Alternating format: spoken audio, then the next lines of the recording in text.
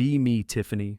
I work in sales at a pretty decent company downtown. It's not a bad gig. The pay is good, the work is easy enough if you know how to talk to people, which I do.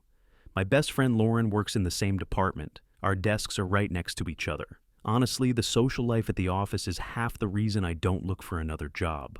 Most days are pretty chill. We hit our targets, we spend a lot of time just chatting and scrolling through our phones. The office is probably like 60-40 men to women, so there's always attention if you want it. And we want it. It's like a little ecosystem. You have the senior managers who are mostly married and boring. You have the hotshot sales guys who are always flying around, super competitive, and honestly kinda hard to pin down. Fun for a flirt, but that's it. And then you have the others. The reliable guys, the IT guys, the analysts, the logistics dudes. They're the background characters of the office? Nice enough, I guess. One of them is Tristan from analytics. He's the definition of a nice guy. Not ugly, but not hot. Just there. Always has this slightly hopeful puppy dog look on his face whenever he talks to me or Lauren. He's tried to ask me out a few times over the last year. It's always kind of awkward. He'll hang around our desks, trying to join our conversation, laughing a little too hard at our jokes. We're polite, of course. We're not monsters. But it's painfully obvious he's not in our league. The story really starts on some random morning, maybe a Tuesday. Lauren and I are talking about this guy I met over the weekend. He was a DJ at this rooftop bar, super confident, a little arrogant, my type. He hadn't texted me back yet, and I was complaining about it. Lauren was telling me I should just ignore him, play the game, you know how it is. Suddenly, Tristan appears at our desks. He's holding 2 mugs of the crappy office coffee. He's got that nervous smile on his face.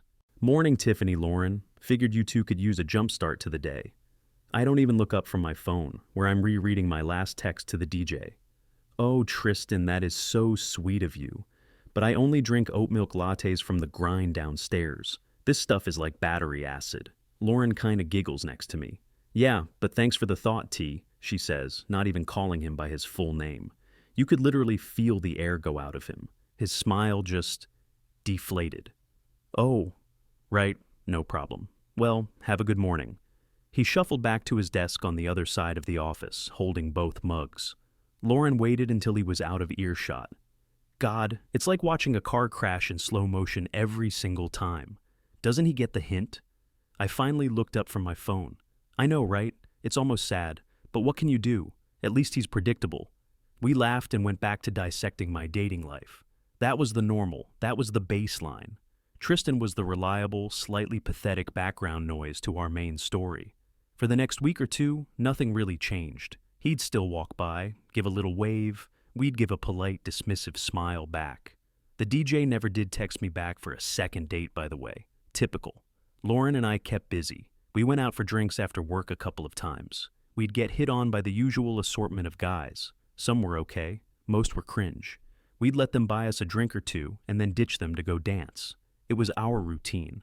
We were the prize, and they were the contestants. Most of them were getting voted off the island. We'd complain to each other. Why are all the good men taken or psycho? It was a fun complaint, though. It was a sign of our high standards. The first weird thing happened maybe a month after the coffee incident. Tristan walked past our desks in the morning and didn't even look at us. He had headphones in, was focused on his phone, and just walked straight to his desk. I remember pointing it out to Lauren. Tristan didn't do his morning pilgrimage to our desks today. Lauren shrugged. Maybe he finally got a clue. Or maybe he's just having a bad day.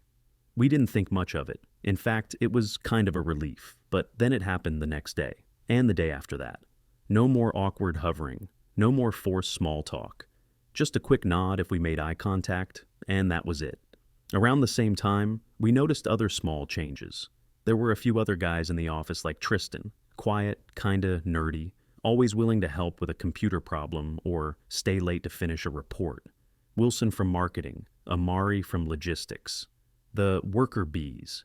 They used to be part of the background audience too, always liking our social media posts, always ready with a compliment.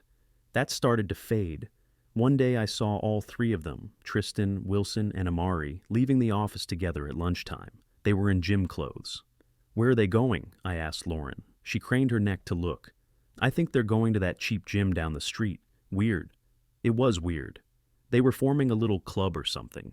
They'd come back an hour later, sweaty and talking about things we didn't understand. Stuff about macros and progressive overload. It was a different language, a boring language. Their whole vibe started to change. They seemed less available. They weren't orbiting us anymore. They were in their own orbit.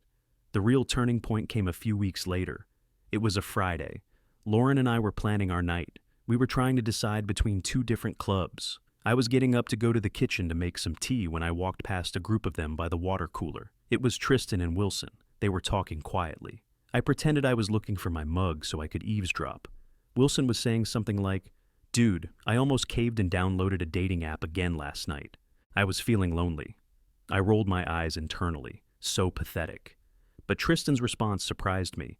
"Nah, man, stay strong. Stick to the plan. It's only been 2 months. Think of the progress." Wilson nodded. "You're right. I've already saved so much money not going on pointless dates, and I can actually bench my body weight now." Then Tristan said the phrase that I would later come to hate. "Exactly. Just stay in monk mode, focus on the goals, the rest is just noise." Monk mode? What the hell was monk mode? I grabbed my mug and walked back to my desk, trying not to look like I had been listening. "You are not going to believe what I just heard," I told Lauren. I recounted the whole conversation. She burst out laughing. "Monk mode? Are they serious? They've created a little boys' club because they can't get dates." I laughed too. It was hilarious. It's the most ridiculous thing I've ever heard. They're acting like giving up is some kind of achievement. We made fun of them for the rest of the afternoon. We called them the office monks. It was our little inside joke. But the joke started to feel less funny as time went on, because their monk mode was actually having a visible effect. Tristan started looking good. Not just, he lost a little weight, good. He was standing straighter. His cheap work shirt seemed to fit him better across the shoulders. He stopped looking at the ground when he walked. He made eye contact. Not in a hopeful, needy way, but in a neutral, confident way. It was unnerving. The same was true for the others. Wilson got a better haircut. Amari started dressing better. They weren't trying to impress us. They seemed to be doing it for themselves, for each other. Their conversations were different now. I'd hear them talking about stocks, about a coding project one of them was working on, about planning a camping trip. They had a whole world that had nothing to do with us. My validation supply from the office started to dry up. It was like a tap being slowly turned off. I didn't realize how much I relied on that low-level hum of male attention until it was gone. The compliments on a new dress, the offers to get me coffee, the guys lingering around my desk just to be near me. It all just stopped. The hotshot sales guys were still around, but they were always busy or chasing after the new intern. They weren't reliable. The office monks had been the reliable ones. I decided I needed to test the waters, to see if I still had the old magic. One afternoon, I saw Tristan walking down the hallway alone. Perfect. I put on my best smile and walked toward him. "Tristan, hey, I feel like I haven't properly talked to you in ages." He stopped and pulled out an earbud. He was listening to a podcast or something. "Oh, hey Tiffany, yeah, it's been a busy quarter. How are you?" His tone was friendly, but it was just friendly, like how you'd talk to a random coworker you barely know. There was no spark of hope in his eyes. "I'm great, super busy too. Listen, Lauren and I are going to that new cocktail place on 5th Street tonight for happy hour. You should totally come with us. It'll be fun." I said it with a little flick of my hair. The old move? It always worked. He gave me a polite, small smile. "That's a nice offer, Tiffany, thanks, but I can't tonight." I waited for the excuse. "I have to do laundry. I have to feed my cat." Something lame. "I've got my boxing class at 6, and then I promised Wilson I'd help him change the brakes on his car. We're trying to learn how to do it ourselves." I was speechless for a second. Boxing? Car repairs? These were not Tristan activities. "Oh, okay, well, some other time maybe," I said, trying to keep my voice light. "Yeah, maybe. Have a good night." He put his earbud back in and walked away. I stood there in the middle of the hallway, completely stunned. He didn't just say no, he said no with a better offer. With a life. I walked back to my desk and told Lauren. She was just as shocked as I was. "He turned you down? To go fix a car? Is this a prank?" "I don't think so," I said, sinking into my chair. He was completely serious. We sat there in silence for a minute. The world felt a little bit tilted. That night, we went to the cocktail bar anyway. It was crowded and loud. We got a table and ordered our expensive drinks, and we waited. Usually, within 10 minutes, some guy would approach us, or at least send over a drink. Nothing. We watched as men at the bar talked in their own groups. They were laughing, watching the game on the TV, talking to the bartender. They weren't scanning the room. They weren't on the hunt. We sat there for an hour. Not a single guy approached us. We started to feel invisible. "What is wrong with this place?" Lauren finally said, stirring her drink aggressively. "Is it a full moon or something? The men in this city have gotten so weird." I looked around the room. I saw groups of women, just like us, sitting at tables, looking beautiful and bored. And I saw groups of men who seemed perfectly happy to be in their own company. It wasn't just the office monks. It was bigger than that. I started to feel a cold knot of dread in my stomach. This wasn't a phase. This was a shift. We tried to salvage the night. We started talking to each other loudly, laughing in an exaggerated way to draw attention. Nothing. I even tried the old trick of accidentally dropping my napkin near a table of guys. One of them picked it up, handed it to me with a quick, "Here you go," and immediately turned back to his friends. No follow-up, no, "Can I buy you a drink?" No witty line. It was like we were ghosts. We left the bar early, feeling dejected and confused. On the ride home, Lauren was ranting, "It's the internet. It's broken men's brains. They don't know how to talk to women in person anymore." I just stared out the window. I was thinking about Tristan. I was thinking about how he used to look at me, like I was the answer to a question he was afraid to ask, and how he looked at me in the hallway today, like I was just some person. It was worse than being rejected. It was being reclassified. I went from being a prize to being irrelevant. The next few weeks were more of the same. The office was quiet. The dating apps were a wasteland of low-effort profiles and guys looking for something casual. The confidence I used to carry around like a designer handbag started to feel cheap and worn. I started to notice things I never did before. I noticed how often I checked my phone for notifications that weren't coming. I noticed how much of my self-worth was tied to the constant, low-grade attention from men I didn't even respect. Lauren was getting desperate. She actually suggested we go to a speed dating event. I shot that down immediately. She started complaining more about toxic masculinity. "This is what it is," she'd say. "Men are so fragile that a little rejection makes them retreat into their little man caves. They can't handle strong, independent women." A few months ago, I would have agreed with her instantly, but now her words sounded hollow, because I didn't see fragility in the way Tristan and his friends acted. I saw peace. They seemed calm, focused, unbothered. They weren't angry or resentful. They were just busy. Busy building their bodies, their skills, their friendships. They had opted out of the game, and Lauren and I were left standing on the field, all dressed up with nowhere to play. The company announced the annual corporate party.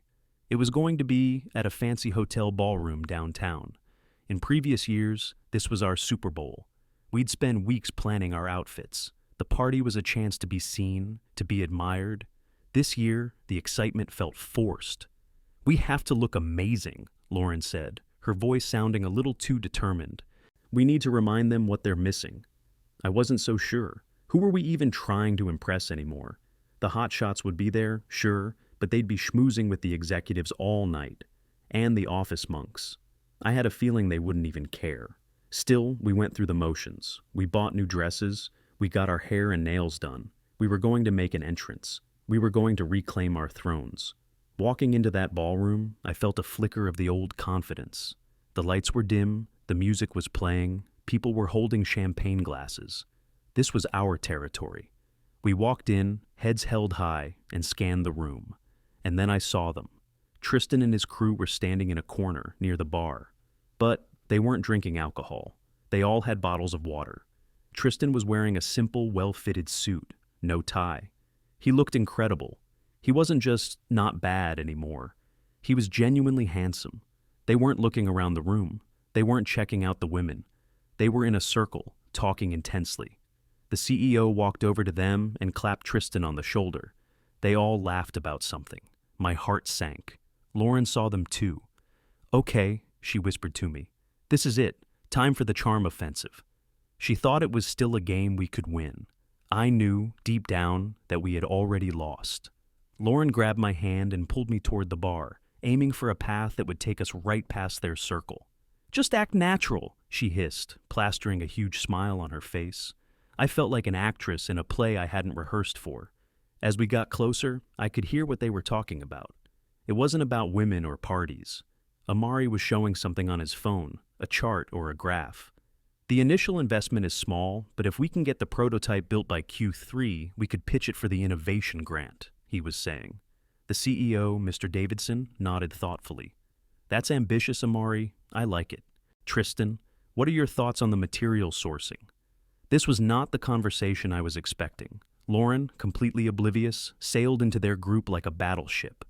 Well, look who's hiding in the corner. Don't tell me you boys aren't drinking tonight." The conversation stopped. 6 pairs of eyes turned to us. For a moment, there was just silence. It was the most awkward I've ever felt. Mr. Davidson, ever the professional, just smiled politely. "Ladies, enjoying the party?" "We are now," Lauren said, directing a flirtatious smile at Tristan. I just wanted the floor to swallow me whole. Tristan looked at us. There was no anger in his eyes, no victory, not even annoyance. It was just polite recognition. The way you'd look at the mailman. "Hey, Lauren, Tiffany," he said, his voice even. "We were just talking about a project." He made no move to include us. He didn't explain what the project was. He didn't introduce us to the CEO, even though we all knew him. We were an interruption, an irrelevance. I tried to salvage the situation. "Oh, sorry to interrupt business talk," I said, trying to sound breezy. "We were just grabbing a drink. Don't let us keep you." Lauren shot me a furious look. She wasn't ready to retreat. She stepped closer to Tristan, placing a hand on his arm. A move that used to make guys melt. "Oh, come on, Tristan. It's a party. Lighten up a little. One drink won't kill you."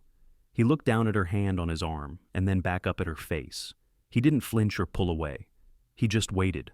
After a beat of silence, she awkwardly removed her hand. He gave a small, non-committal smile. "I'm good with water, thanks. I'm driving a few of the guys home later." The finality in his tone was absolute. There was no room for argument. Mr. Davidson clapped his hands together. "Well, I'll leave you young innovators to it. Great ideas, gentlemen. Let's talk more next week." He gave them a nod, a brief glance at us, and walked away. The moment he was gone, the circle closed again, as if we were never there. They turned back to Amari's phone, resuming their conversation at a lower volume. We were left standing on the outside, completely and utterly dismissed. Lauren's face was a mask of disbelief and rage. She grabbed my arm and dragged me away, toward the other side of the ballroom. "What the hell was that?" she seethed once we were out of earshot. "That was them. That was the office monks," I said, my voice flat.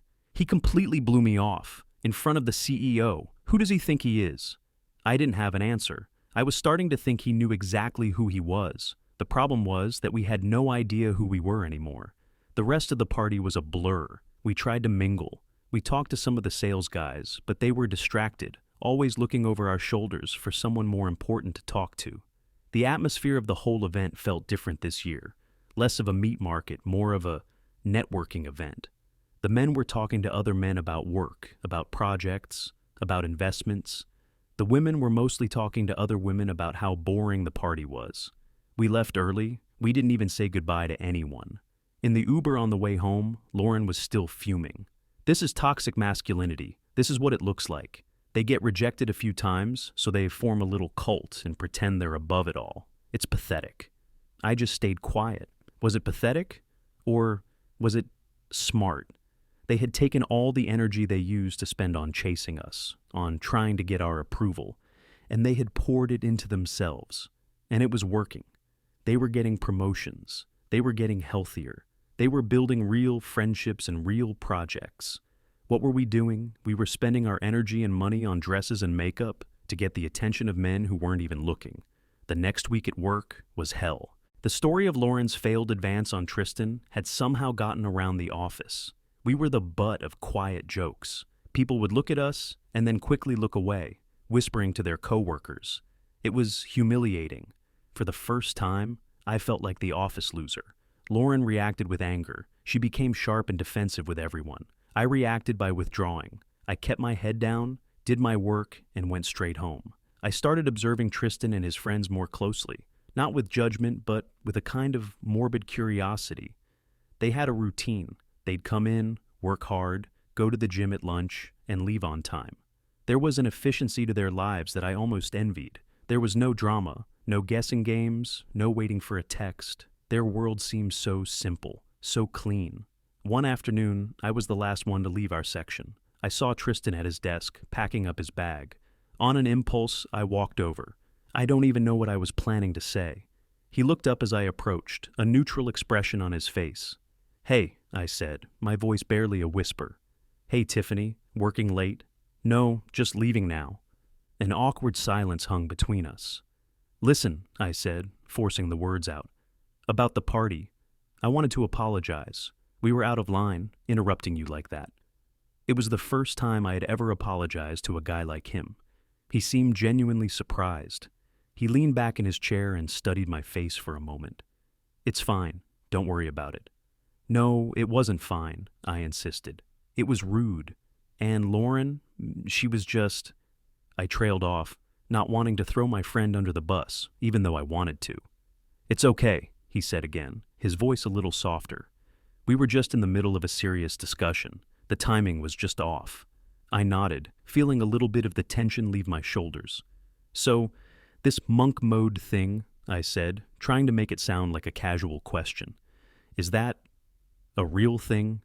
He actually chuckled, a small, genuine sound. "I guess you could call it that. It started as a joke, really." He paused as if deciding whether to continue. "A few of us were just tired of the whole dating scene. It felt like a part-time job that you paid for, and the boss hated you." I flinched. That was a direct hit, whether he meant it to be or not. "It felt like we were constantly auditioning for a role we were never going to get," he continued, looking past me at the empty office. "Putting in all this effort, time, and money for what? A few dates with someone who's on their phone the whole time, just waiting for someone better to come along?" My face burned with shame. I had been that girl. So many times. "So we just decided to stop," he said with a shrug. "All of us. We made a pact. For 6 months, no dating apps, no asking girls out, no buying drinks at bars. Just stop." "And what was the point?" I asked, genuinely curious now. "The point was to see what would happen if we took all that energy and put it back into ourselves. Our health, our finances, our skills, our friendships with each other." He looked directly at me. "And it's been the best 6 months of my life. I've never been in better shape. I've almost paid off my student loans. Wilson is learning to code. Amari is building a side business. We actually talk to each other, support each other. It's not a competition." I stood there, speechless. He had just perfectly articulated everything that was wrong with my world, and everything that was right with his.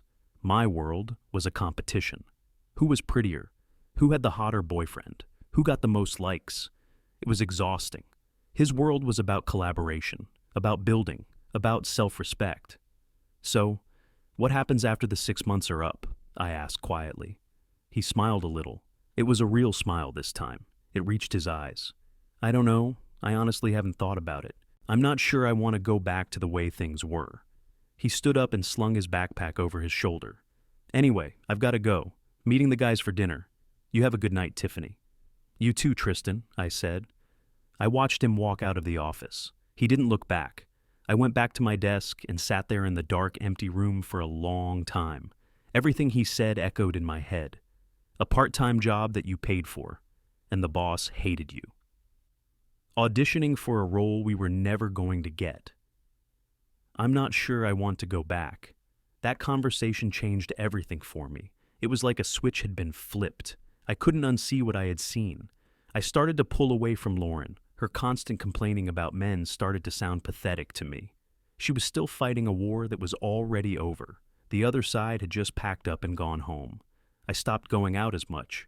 The bars and clubs felt like sad, desperate places now. I deleted the dating apps from my phone. The endless swiping felt meaningless. I started focusing on myself. I know how cliché that sounds, but it was true.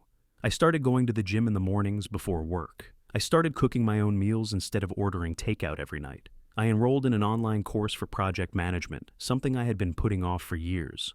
I was terrible at it at first. I felt clumsy at the gym. My cooking was bland. The course material was hard, but I stuck with it because for the first time, I was doing something for me. Not for attention, not for validation from some guy, just for me. A few months went by, life was quiet, but it was a good quiet, a peaceful quiet. I didn't talk to Tristan much, beyond the usual office pleasantries. There was no need to. We were on our own paths, but for the first time, it felt like we were walking in the same direction. The story doesn't end with us getting together. That's not the point. This isn't a romance novel. The point is that the game completely changed. They didn't protest. They didn't get angry. They didn't write manifestos about how unfair everything was. They just quit. They walked off the field. And they left people like me and Lauren standing there, holding the ball, realizing that the stadium was empty. We had built our entire sense of self-worth on being wanted by men. And when they stopped wanting us, we discovered that we had nothing else. I'm rebuilding now, from the ground up. Lauren is still single. She's on 3 different dating apps and complains constantly about how there are no good men left. I see Tristan in the hallways sometimes. He always gives me a friendly nod, a nod of respect. It's a different kind of validation. It's not the desperate, needy attention I used to crave. It's better. It's real. Because I'm not a prize to be won anymore, and he's not a contestant trying to win me. We're just 2 people, working on ourselves, living our lives. And I think that's how it's supposed to be. They went monk mode, they shunned dating, and we were stunned when no one asked us out. But the most stunning part wasn't that they stopped asking, it was realizing that we were the ones who had lost.